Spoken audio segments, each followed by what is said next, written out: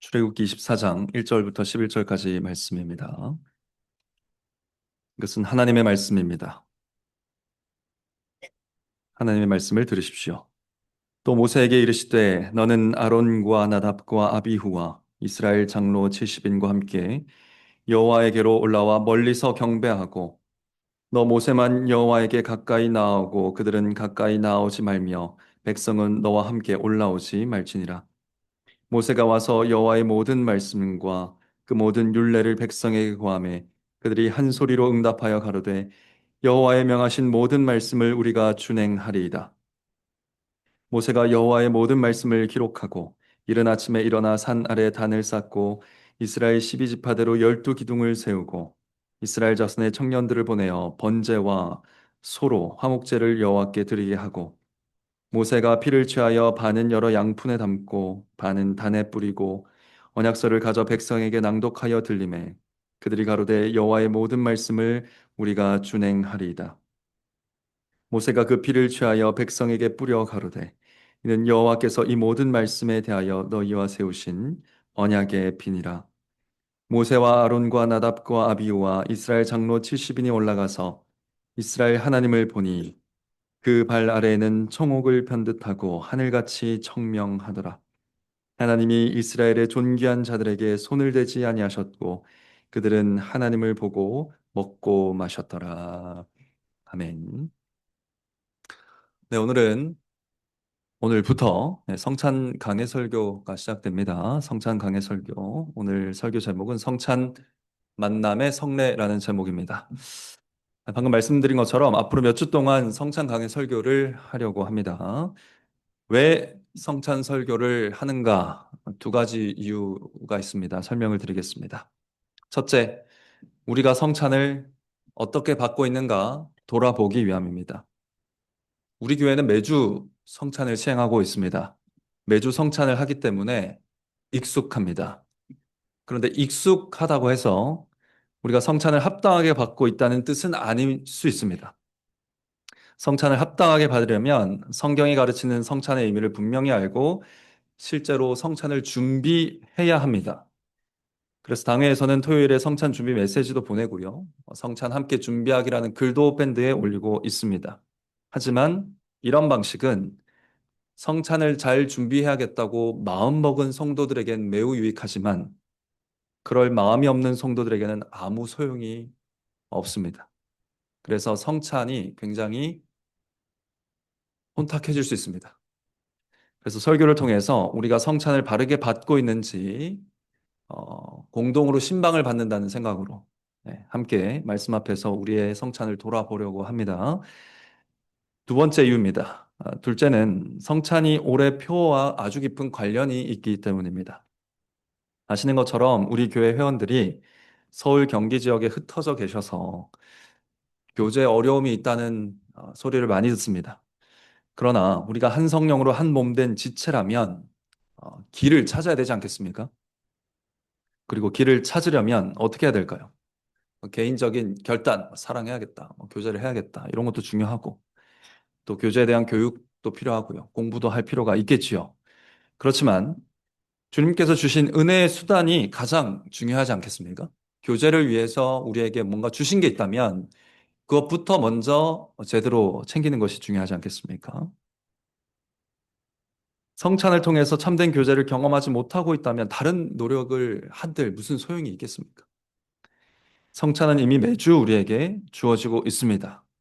이것이 우리 교회의 강점이라면 이 점을 살려야 한다고 생각합니다. 그래서 성찬을 설교를 통해서 살펴보려는 것입니다. 그래서 몇 주 동안 성찬 설교를 할 터인데 어, 귀 기울여 들으시고 또 이 성찬을 통해서 많은 변화가 있기를 간절히 바랍니다. 오늘 첫 번째 성찬 설교의 제목은 성찬 만남의 성례입니다. 사실 공예배 전체가 하나님과 교회의 만남입니다. 예배 순서들 중에서도 하나님과의 만남이 가장 분명하게 드러나는 성례가 바로 성찬이지요. 그래서 오늘 이 점을 본문을 통해서 살펴보려고 합니다. 오늘 본문은 출애굽한 이스라엘 백성과 하나님이 언약을 맺는 장면입니다. 언약식이라고 할 수 있겠죠. 그리고 이 언약식은 구약의 예배를 엑기스로 보여줍니다. 그러니까 앞으로 일어날 구약의 예배들의 모범이 되겠습니다. 앞으로 구약 시대에 이런 예배가 지속될 거라는 것을 우리에게 보여주고 있는데요. 그래서 구약의 예배가 무엇인지 잘 보여주고 있는데 여기서 세 가지를 살펴보도록 하겠습니다. 첫째, 예배 시간에 누가 만나는가? 둘째, 무엇을 통해 그들은 만나는가? 셋째, 그들은 어떻게 만나는가? 그래서 이 세 가지 질문에 답을 하면서 세 가지 대지로 오늘 본문을 살펴보도록 하겠습니다. 첫째, 예배 시간에 누가 만납니까? 예배 시간에는 하나님과 그리고 언약을 맺은 교회가 만납니다. 하나님과 교회가 만나는 시간이 예배 시간입니다. 여기서 하나님과 언약을 맺은 교회라고 제가 말씀드렸는데 여기서 언약이 무엇입니까?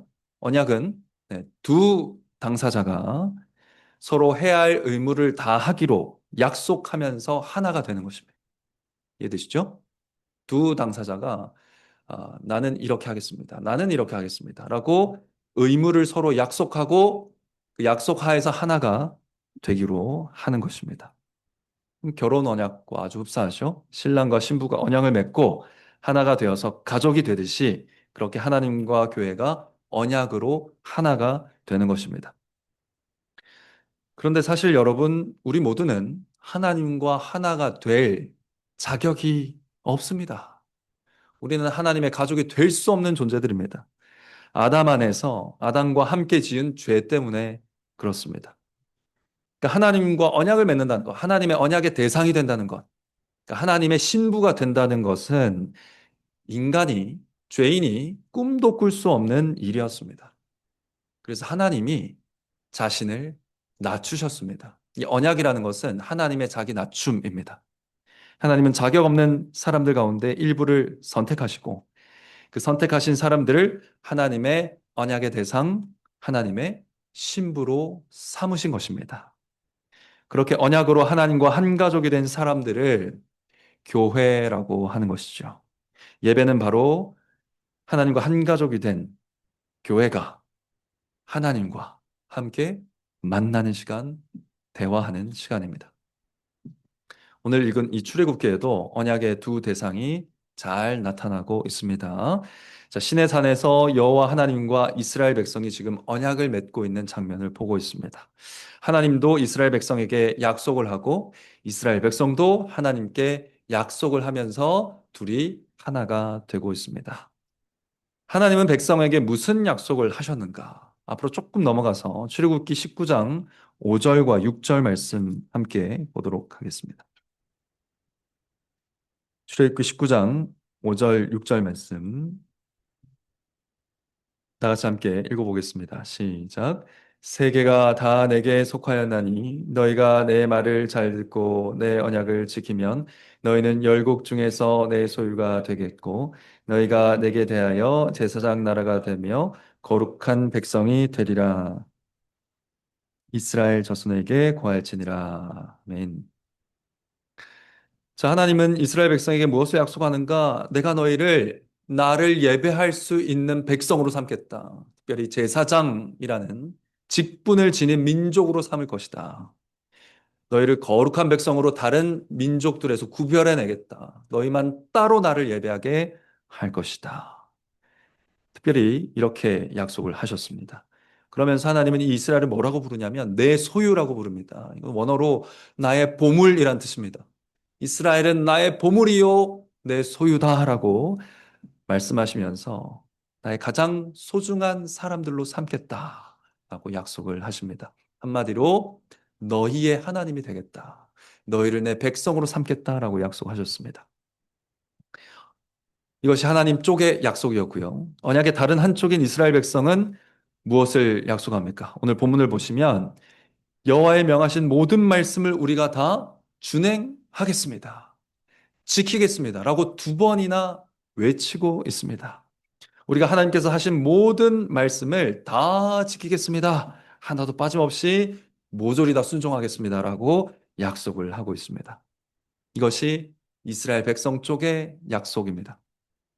자, 이 두 약속을 통해서 언약이 맺어지고 이스라엘과 하나님이 하나가 됩니다. 이 언약을 통해서 이스라엘은 오직 하나님만을 사랑하고 하나님만을 예배하는, 하나님 앞에서만 떨고 경외하는 교회가 된 것입니다. 그래서 성경은 출애굽한 이스라엘 백성을 광야 교회라고 부릅니다. 네, 사도행전 7장 38절에 보면 광야 교회라는 표현이 나오죠. 광야 교회가 언약식을 통해서 공식적으로 시작된 것입니다. 동시에 이 언약식은 광야 교회의 예배의 시작이기도 합니다. 제가 말씀드린 것처럼 오늘 이 언약식에서 나타나는 모든 방식이 광야 교회의 예배의 방식이 될 것이기 때문입니다. 하나님은 언약을 맺는 지금 이 순간처럼 광야 교회가 예배할 때마다 그들을 만나 주실 것입니다. 백성에게 임해 주실 것입니다. 그 영광을 보여주실 것입니다. 그래서 그들을 영화롭게 하면서 그들의 예배를 받으실 것입니다. 실제로 그렇게 하셨지요. 이처럼 예배는 언약의 당사자인 하나님과 교회가 만나는 시간입니다.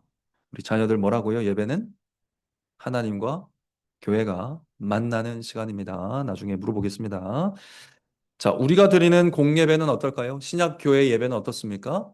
똑같습니다. 여러분, 지금 우리 눈에 하나님이 보이지 않습니다.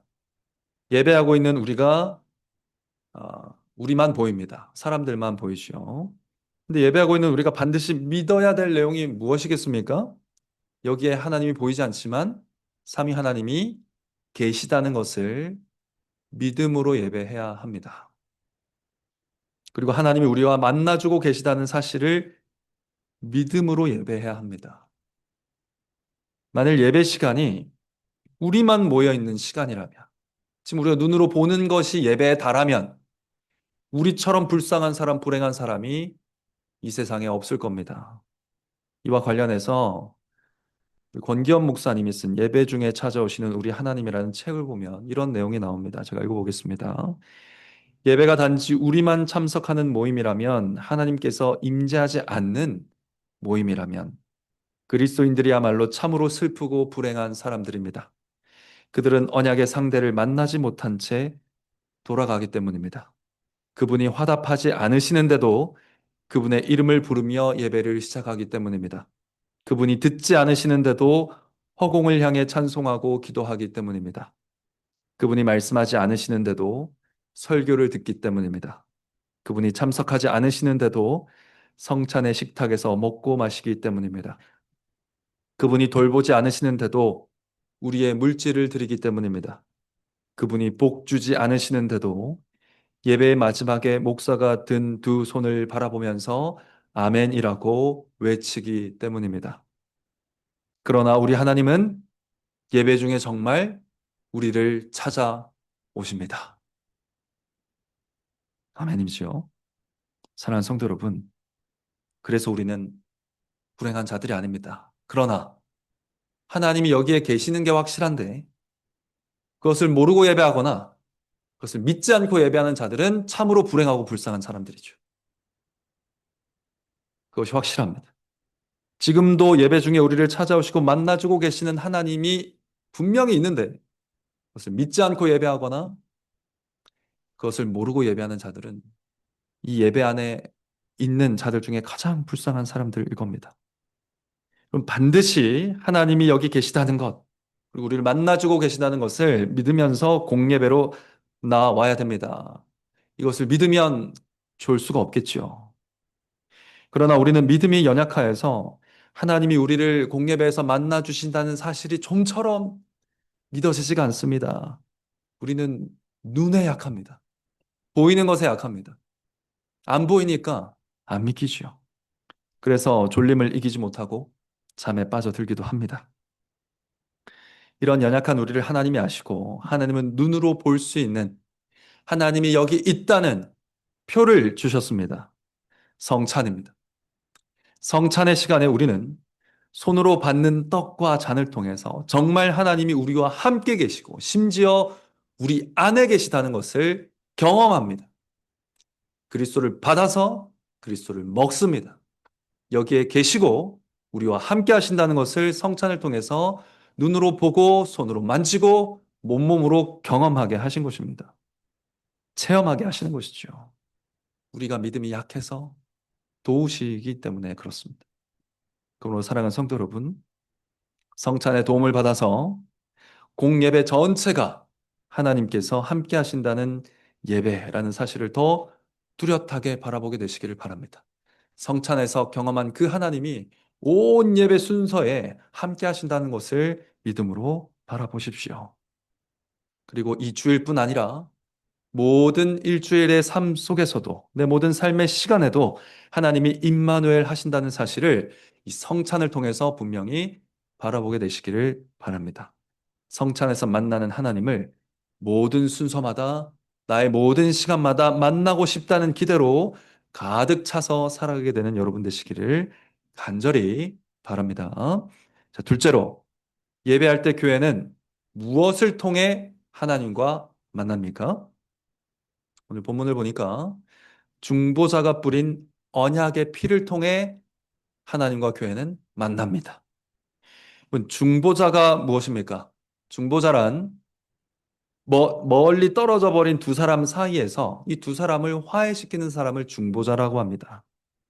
그 역할을 오늘 누가 하고 있습니까? 모세가 하고 있습니다. 모세가 하나님과 교회 사이에서 중보하고 있습니다. 화해를 중재하고 있습니다. 오늘 본문에서 중보자의 모세의 역할이 굉장히 많습니다. 이것을 다 다루려고 했지만 다 다루지 못했고요. 수요 기도회 때 조금 더 자세하게 다루겠습니다. 역할을 많이 하는데 그 중에 가장 중요한 역할이 무엇이냐 했을 때 언약의 피를 뿌리는 것입니다. 희생 제물이 흘린 피를 두 양동이에 채우고 하나는 반은 제단 위에 뿌리고 나머지 반은 하나님 앞에 사역한 백성들의 대표에게 뿌립니다. 백성들에게 뿌립니다. 그리고 그 피를 언약의 피라고 외쳤습니다. 자, 여기서 제단에 피를 뿌리고 백성에게 피를 뿌린 것에는 두 가지 의미가 있습니다. 첫째, 제단의 주인이신 하나님과 이스라엘 백성이 한 피로 이어진 하나라는 의미가 있습니다. 모세오경 전체를 읽어보시면 이 피를 바르는 의식들이 등장하는데 제단에 피를 뿌리고 내 뿌리에 피를 뿌리고 제단 내 귀에 피를 뿌리고 피를 바르고 그것을 또 제사장에게 바르고 하는 이런 여러 가지 의식들이 있습니다. 그런 의식들은 한결같이 이 제단과 제사장 직분이 연결되거나 피가 뿌려진 제단과 이스라엘 백성이 하나로 연결된다는 의미를 가지고 있습니다. 그러니까 피를 뿌리는 의식은 이스라엘 백성과 하나님을 언약을 통해서 서로 이어주는 기능을 하고 있다는 것이죠. 똑같은 제물의 피를 제단과 백성 위에 뿌림으로써 백성과 하나님이 하나라는 사실을 강조하는 것입니다. 이것이 첫 번째 의미고요. 두 번째 의미가 더 중요할 수 있는데 두 번째 의미는 언약식에서 피를 뿌리는 것은 언약을 깨뜨리는 쪽이 생명을 내놓겠다는 맹세입니다. 이해되시죠? 자, 언약은 두 사람이 어떤 의무를 지키기로 약속을 하고 하나가 되는 겁니다. 근데 이게 깨어질 위험이 있잖아요. 그래서 깨지 않겠다는 더 분명한 표를 보여야겠죠? 그게 뭐다? 피를 바르는 겁니다. 피를 바르는 것의 의미는 무엇입니까? 내가 이 약속을 깨면 죽겠다. 예. 목숨을 내놓겠다. 성경에서 피는 무엇을 의미합니까? 생명을 의미합니다. 내가 이 언약을 깨면 내 생명을 내놓겠다라는 의미에서 피를 바른 것입니다. 그러니까 제단에 피를 발랐다는 건 무슨 말입니까? 만약에 이 언약을 하나님이 깬다면 누가 생명을 내놓겠다? 하나님이 생명을 내놓겠다. 내가 피를 흘리고 죽겠다라고 약속한 겁니다. 그리고 이스라엘 백성에게 피를 뿌린 이유는 무엇입니까? 이스라엘 백성이 언약을 깬다면 우리를 죽음으로 벌하셔도 좋습니다. 라고 핏부림을 받은 것입니다. 생명보다 소중한 것은 없죠. 네, 이것은 깨어지는 것을 염두에 두고 있긴 하지만 내가 생명을 다해서 서로에게 헌신하겠습니다라는 표현입니다. 네. 내가 생명을 가장 소중하게 여기듯이 이 언약을 내 생명보다 더 소중한 것으로 여기고 지키겠습니다라고 서로 약속하는 의미에서 피를 뿌렸던 것이죠. 근데 우리는 이 내용을 듣고 약간 불공평한데? 라는 생각을 할 수 있습니다. 왜 그렇습니까? 하나님은 약속을 어기실 리가 있습니까? 없습니까? 어기실 리가 없죠. 네.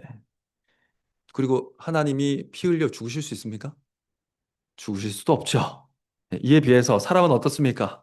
약속을 쉽게 어길 수 있는 죄인입니다. 그리고 쉽게 죽을 수도 있는 사람입니다. 그러니까 언약을 깨는 쪽이 죽겠다고 약속하는 것은 이 사람에게 너무 불리해 보인다는 것이죠. 너무 불공평해 보이지 않습니까? 심지어 이스라엘 백성은 무슨 용기에서 이러는지 모르겠는데 오늘 보면 모든 하나님의 말씀을 다 지키겠다고 두 번이나 말하면서 언약을 하고 있습니다. 그러니까 정말 다 지키겠다고 지금 약속을 하고 있는 거예요. 하나라도 어기면 죽겠다고 약속을 하고 있는 겁니다. 이게 불과 몇 장 지나지 않아서 바로 어겨지는 금송아지 만들고 난리 나거든요. 그렇다 하더라도 이 언약을 맺고 있는 이스라엘 백성들의 진실성까지 우리가 의심할 필요는 없겠죠. 그러나 우리가 너무나 쉽게 예상할 수 있는 거 아닙니까? 쉽게 이 언약이 어겨질 거라는 것을요. 근데 우리만 예상하겠습니까? 네. 우리가 하나님을 너무 과소평가하는 경향이 있습니다. 하나님도 우리가 쉽게 조금만 몇 장 지나지 않아서 2계명을 다 어기면서 금송아지 만들 거 알고 계셨습니다. 그러면서 왜 이런 언약을 허락하셨을까요? 이 모든 걸 아시는 하나님이 사람이 지킬 수 없는 약속을 하도록 내버려 두신 것입니까? 성도 여러분, 아닙니다. 하나님은 오히려 이 언약을 통해서 우리가 감당할 수 없는 놀라운 은혜를 나타내셨습니다. 그것은 무엇이냐?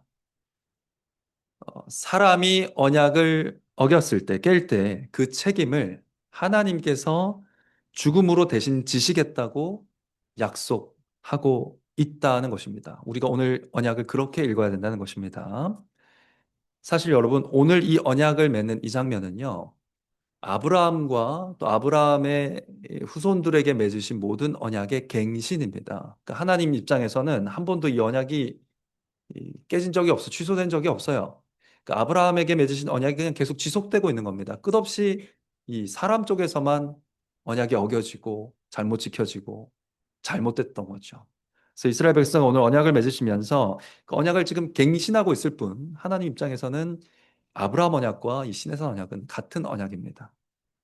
근데 이 첫 번째 언약이라고 할 수 있는 이스라엘의 조상 아브라함과 처음 맺은 언약을 보면 그때부터 하나님은 인간 쪽의 잘못을 내가 대신 지겠다는 방식으로 언약을 맺으셨습니다. 하나님은 아브라함과 언약을 맺을 때 어떻게 맺으셨습니까?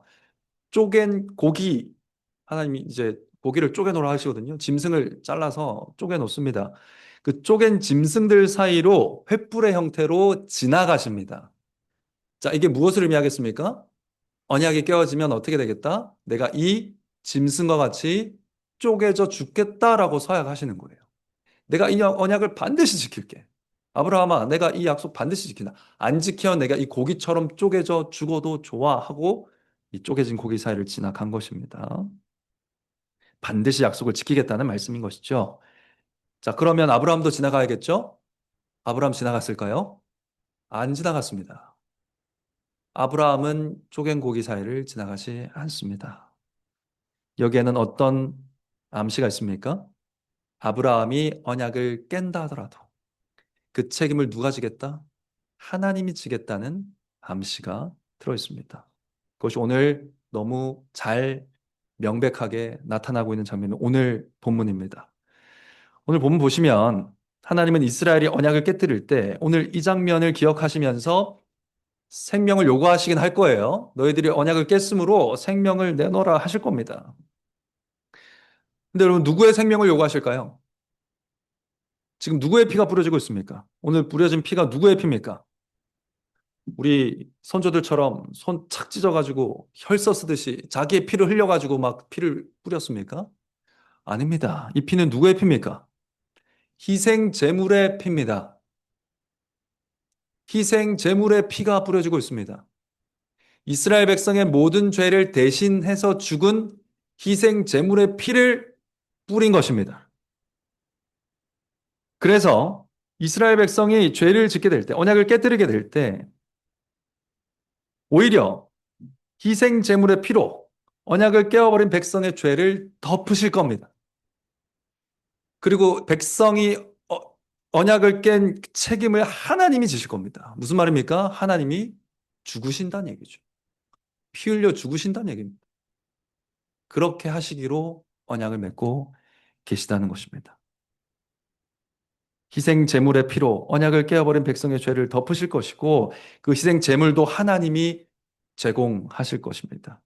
그리고 희생 제물이 피를 흘려 죽을 때 아브라함에게 약속하신 대로 하나님도 쪼개어진 고기처럼 죽을 것입니다. 하나님의 죽음을 뜻하는 희생 제물의 피가 뿌려진 백성은 용서를 받게 되겠지요. 그것을 모세는 언약의 피라고 부르면서 제단과 백성에게 뿌리고 있는 것입니다. 그럼 제가 장황하게 막 설명을 했는데 이 피는 지금 누구의 피에 대한 설명입니까? 예수 그리스도의 보혈에 대한 설명입니다. 그럼 짐승의 피가 무슨 죄를 씻겠습니까? 하나님이 왜 짐승의 피를 보면서 죄를 씻어 주십니까? 그 피는 누구를 가리키고 있기 때문에? 아들의 피를 가리키고 있기 때문이죠. 하나님의 아들의 보혈을 가리키고 있는 피이기 때문에 죄를 용서하시는 겁니다. 희생 제물의 피는 예수님이 십자가에서 흘리실 피를 보여주고 있습니다. 예수님이 바로 죽을 수 없을 것처럼 보이는 하나님의 죽음을 이루신 분이십니다. 하나님의 피 흘리심을 이루신 분이시죠. 예수님이 바로 오늘 뿌려진 희생 제물의 보혈을 흘리신 분입니다. 세상 죄를 지고 가는 하나님의 어린 양으로 오신 분이시죠. 십자가에서 자기 몸을 영단번의 희생 제물로 드리신 아론보다 크신 대제사장이시고 모세보다 크신 중보자이십니다. 그래서 예수님이 성찬을 제정하시면서 뭘 하셨습니까? 오늘 이 말씀 인용하셨죠. 너희가 다 이것을 마시라. 이것은 죄 사함을 얻게 하려고 많은 사람을 위하여 흘리는 바 나의 피 곧 언약의 피니라. 오늘 모세 이 말씀 그대로 인용하셔서 지금 여기 뿌려진 이 피가 나의 피를 가리키고 있었다는 것을 분명히 알려주셨습니다. 그러니까 정리하자면 우리는 예배 시간에 무엇을 통해서 하나님을 만납니까? 언약의 피를 뿌리신 중보자 예수 그리스도의 보혈을 통해서 만납니다. 지금도 우리 대신 피 흘리신 예수님의 공로로 삼위 하나님과 교회, 우리가 만나고 있는 것입니다. 그러니까 이 시간에 하나님이 임재하고 계시다. 지금 이 시간 하나님과 우리와 함께하고 있다라는 사실은 어떻게 믿을 수 있냐면 예수 그리스도를 믿음으로만 믿을 수 있습니다.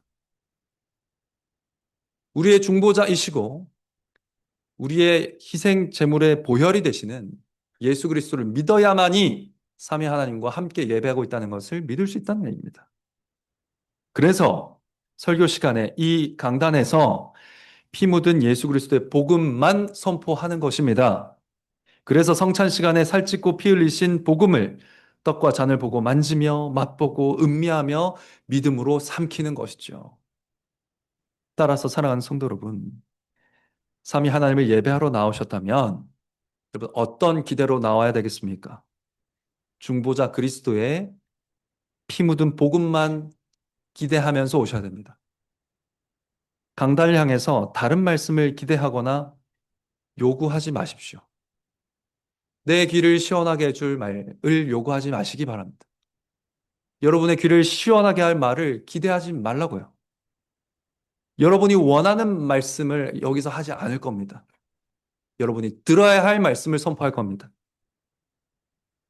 성찬에서 경험하는 그 피 묻은 그리스도의 복음만 기대하면서 이 자리에 오시라는 것입니다. 바울은요, 성찬에 대해서 뭐라고 설명했습니까? 떡을 먹으며 이 잔을 마실 때마다 주의 죽으심을 오실 때까지 전하는 것이라. 이 굉장히 많은 것이 함축되어 있는 표현입니다. 주의 죽으심을 그가 오실 때까지. 무슨 말입니까?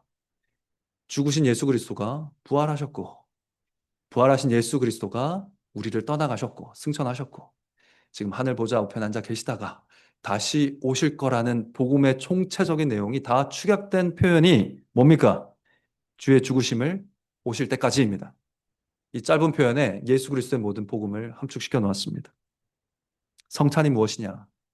예수 그리스도의 복음을 전하는 시간이라는 것입니다.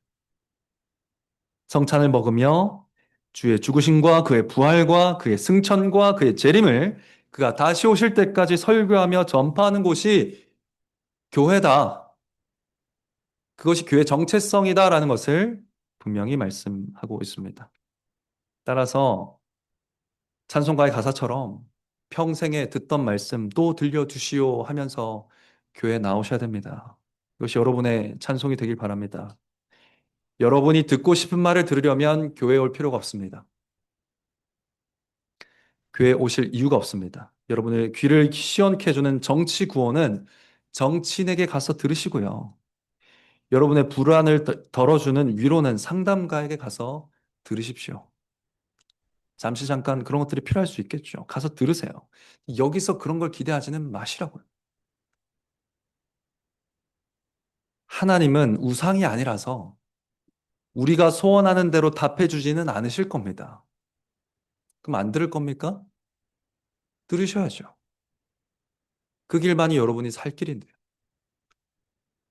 여러분이 바라는 말씀만 여기서 선포하지 않을 겁니다.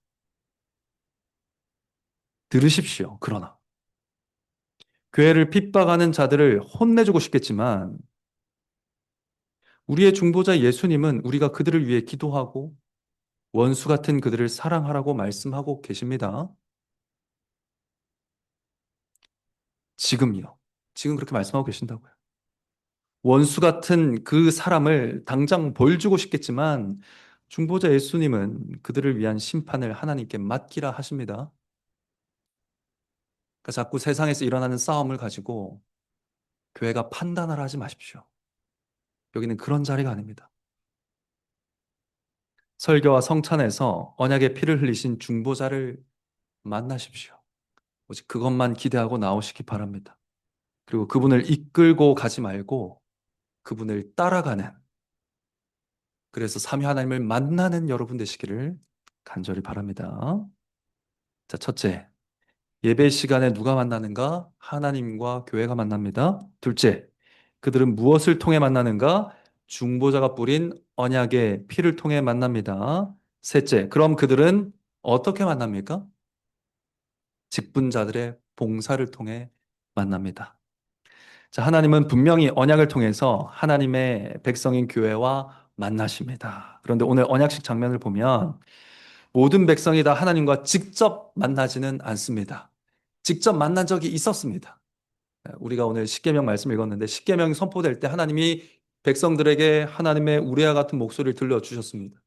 백성이 벌벌 떨면서 하나님이 직접 말하게 하지 말고 모세 당신에게 말하게 하여서 모세를 통해서 우리가 하나님의 말씀을 듣게 해주십시오라고 간청합니다. 이 죄인된 백성들이 거룩한 하나님의 음성을 들으니까 감당이 안 되는 거예요. 그래서 중보자에게 애원하는 장면이 나오지요. 그래서 하나님이 백성을 만나시는데 중보자를 통해서 만나십니다. 또한 이 언약식을 도울 봉사자들이 지금 여기에 많이 포함되어 있는 것을 봅니다. 이스라엘 백성을 대표하는 70인의 장로들, 그리고 앞으로 이제 제사장의 직분을 감당하게 될 아론과 그 아들들까지 합쳐도 한 74인, 모세까지 74인이 그려지고 있습니다. 그럼 어떻게 백성들은 하나님을 예배하고 만날 수 있는가? 바로 이 언약식에 참석한 장로들과 제사장들의 도움을 받아서 삼위 하나님을 만날 것입니다. 여기 70여 명의 사람들이 하나님의 말씀을 전하고 가르치면서 백성들의 예배를 도울 것이고요. 언약에 신실할 수 있도록 도울 것입니다. 특별히 4절을 보시면요. 이 언약의 봉사자들이 사용할 도구가 만들어지는 것을 봅니다. 모세가 하나님의 모든 말씀을 기록했다고 하지요. 이게 두루마리 성경을 기록했다는 거거든요. 제사장들과 장로들이 백성에게 하나님의 말씀을 전해야겠죠. 네. 이들은 정말 하나님을 만나고 보기도 하고 함께 식사도 하고 정말 만남을 경험했는데 그러한 경험이 너무 두려운 경험이기 때문에 이스라엘 백성이 만나지 못하게 지금 구별해 놓지 않았습니까?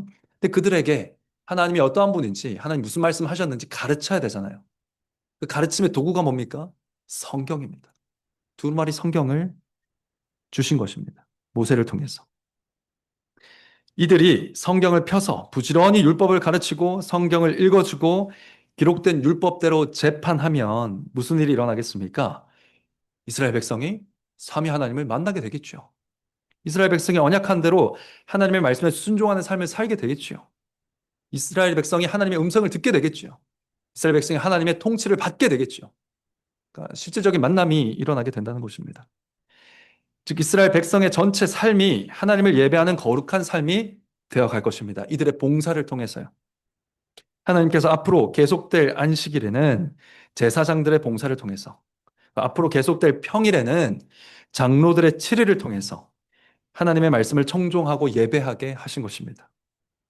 그러니까 오늘 이 언약이 맺어지는 하루만 아니라 언약 백성에게 계속된 매일매일을 하나님을 예배하고 섬기며 살 수 있도록 도우미를 붙여주신 겁니다. 언약의 봉사자들을 붙여주신 것이죠. 그들이 오늘 등장하고 있는 70여 명의 사람들입니다.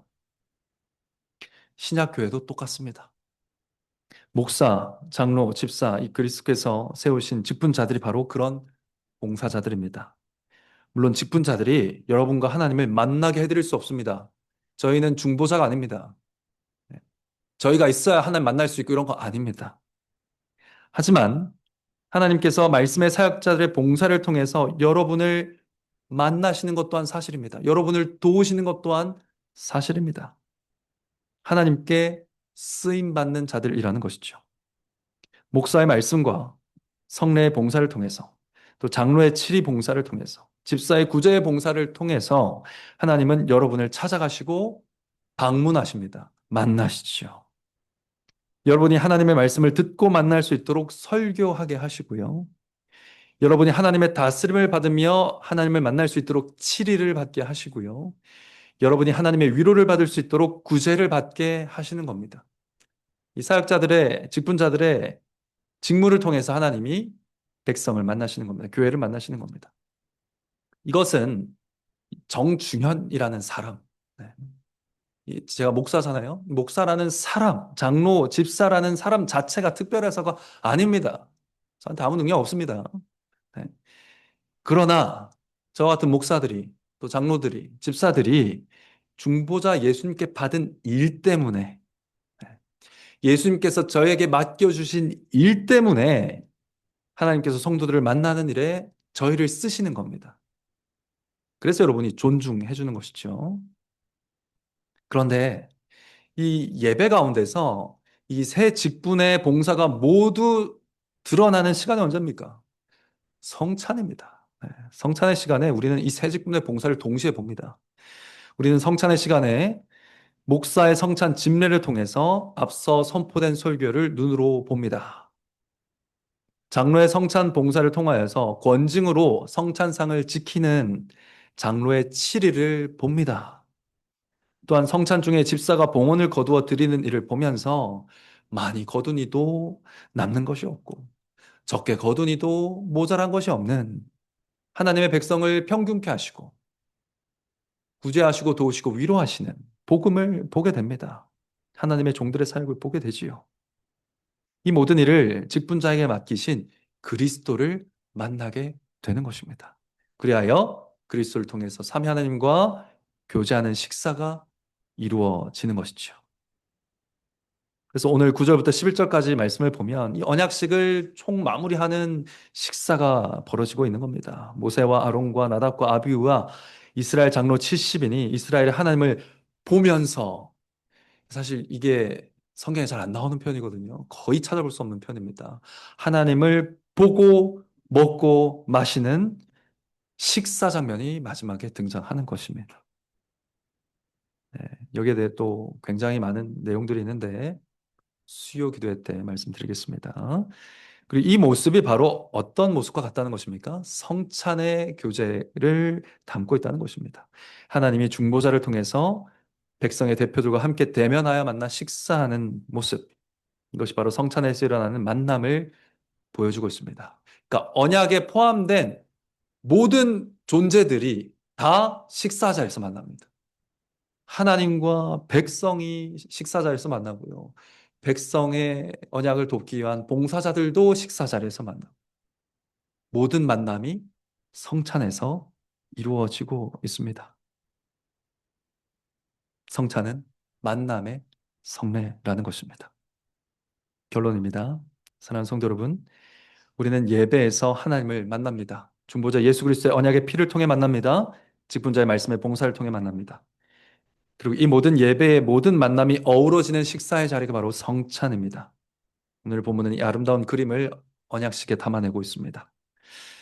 이 만남의 성례에서 만난 모든 만남들은 우리의 일주일의 삶에서도 계속되어야 합니다.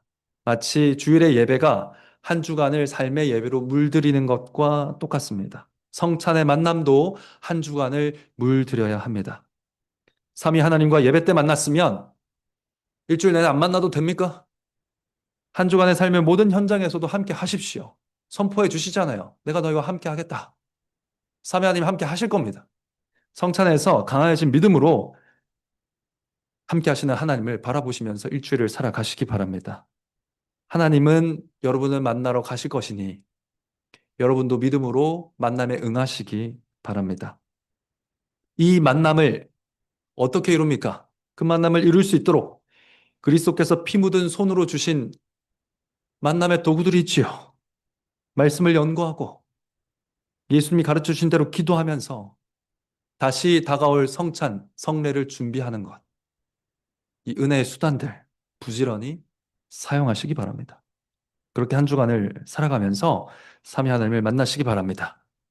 그리고 이 것들 스스로 지키기가 너무 힘들기 때문에 이 모든 만남을 도와줄 직분의 봉사자들이 있습니다. 직분자들이 있습니다. 말씀이 이해가 안 되면 목사한테 전화하세요. 왜 안 하십니까? 왜 아무도 안 하죠? 하십시오, 좀. 기도가 잘 안 되면 기도 부탁하세요. 장로님 기도해 주십시오. 요거는 잘 하시는 것 같아요. 장로님들이 기도 부탁 많이 받습니다. 더 하셔야 됩니다. 더 기도 부탁하십시오. 더 어떻게 기도하면 되는지 질문하시고요. 도움을 받으십시오. 삶에 경제적인 어려움이 있어서 예배가 막힐 정도면 집사님한테 연락하셔야 됩니다. 부끄러운 거 아닙니다. 하나님께서 돕기 원하시기 때문에 하나님께서 돕기 원하시기 때문에 집사가 있는 겁니다. 하나님의 도움을 받으십시오. 그리고 그렇게 함께 삼위 하나님을 만나는 형제 자매들과도 더욱 힘을 내어 만나시기 바랍니다. 예배와 성찬에서 누리게 하신 그 모든 만남이 이루어지는 가운데 악하고 험한 이 세상 가운데서 서로 의지하고 격려하고 위로와 용기를 얻게 하실 것입니다. 얻게 하시기를 성부와 성자와 성령의 이름으로 간절히 축원합니다.